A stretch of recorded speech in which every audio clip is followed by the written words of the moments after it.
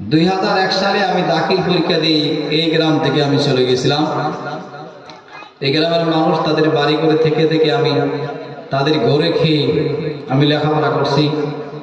অনেকেই নাই, আমার চাচা আজিমুল্লাহ চাচা আছেন, ওনার সমাবেশে আরো অনেকেই নাই।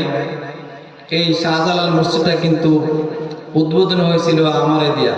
তখন আমি কিন্তু হুজুর না, আমি ছিলাম একজন ছাত্র, তাদের বাড়িতে লজিং ছিলাম। এই যে হাবিবুর রহমান, তারা করেছিলাম লজিং, তার আব্বা নাই, আল্লাহ ওনার আব্বার কবরকে বেহেশতের বাগান বানাক। আরো যারা দুনিয়া থেকে চলে গেছেন সকলের জন্য দোয়া করি। এই মসজিদটা উদ্বোধন আমি ছিলাম। আমার অনেক ছাত্র আছে, কিন্তু এখন তো ছাত্র বলা যাবে না, অনেক বড় বড় হয়ে গেছে। তো যারা এই মসজিদ কষ্ট করে সুন্দর করে নিজের পকেটের টাকা দিয়ে এই মসজিদকে যারা সাজাইছেন, অতীত থেকে